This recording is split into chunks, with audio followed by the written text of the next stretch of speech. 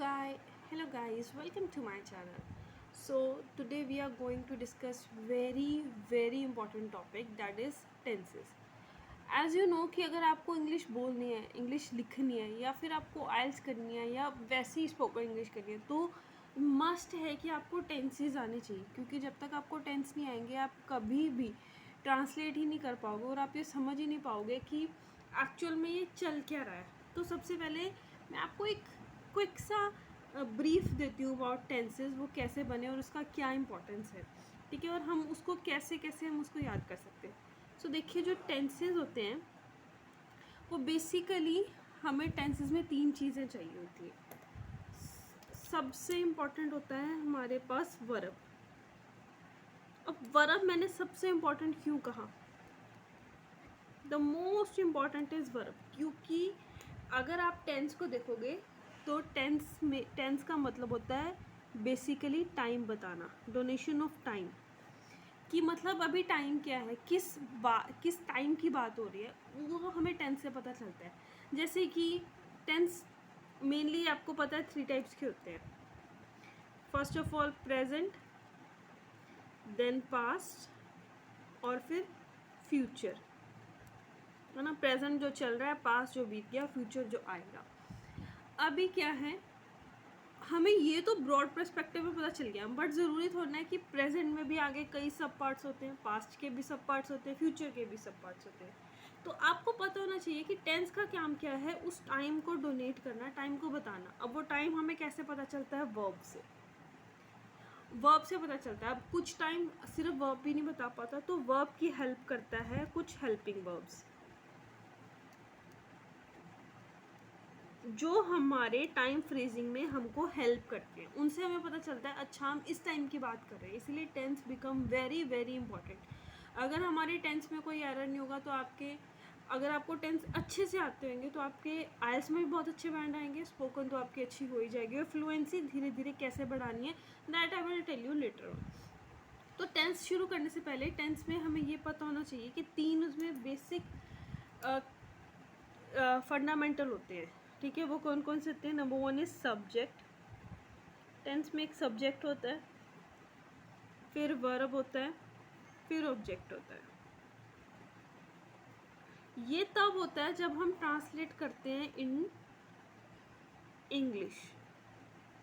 जब हम इंग्लिश में ट्रांसलेट करते हैं तो हम इस पैरामीटर, इस सीक्वेंस में लिखते हैं.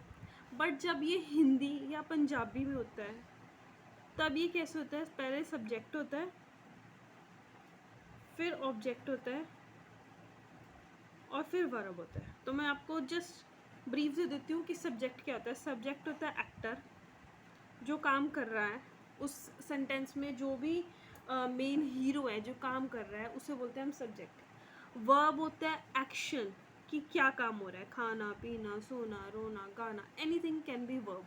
वो वर्ब होता है.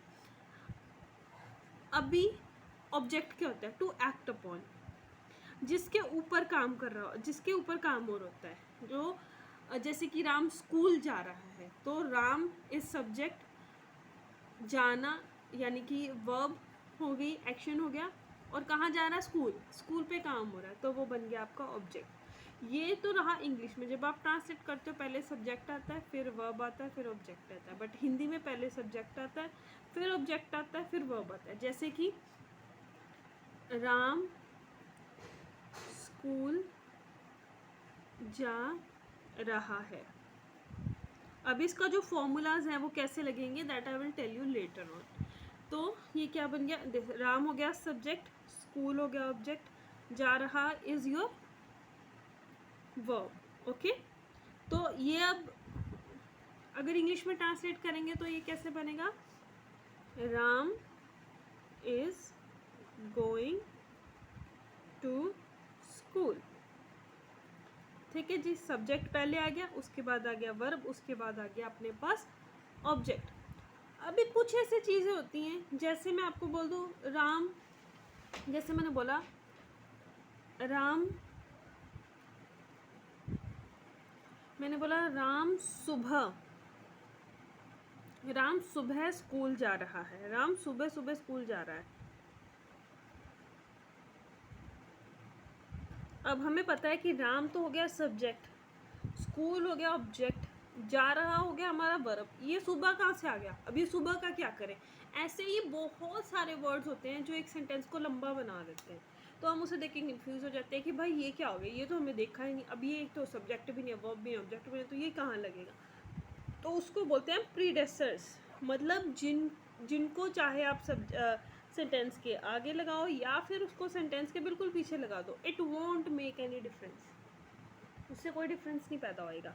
जैसे कि Ram is going to school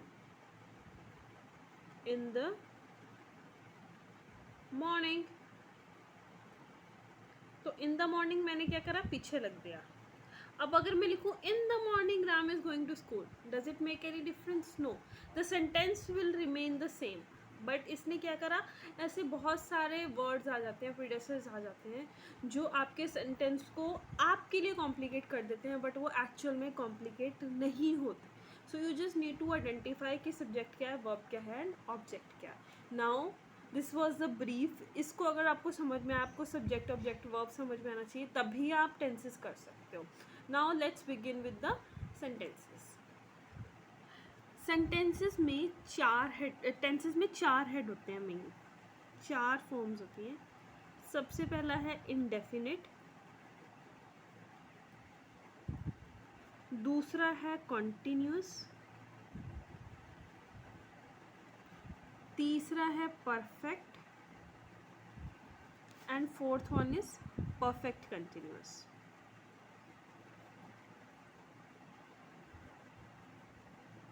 देखिए, अगर आपको ये समझ में आ गया कि आपको इसको पहचानना कैसे है कि ये कौन सा सेंटेंस है, तो it will be very easy for you. इसको याद करना is like cup of T, आपके लिए कप ऑफ टी हो जाएगा, वो बहुत इजी टास्क हो जाएगा। ओके, अब इंडेफिनिट। इंडेफिनिट का मतलब क्या बना? अगर मैं इसको दो हिस्सों में तोड़ूँ तो ये कह रहा है इन और डेफिनिट। डेफिनिट मतलब होता है जो चीज़ पक्की हो, कि हाँ जी ये तो पक्की है, यही होती है हमेशा।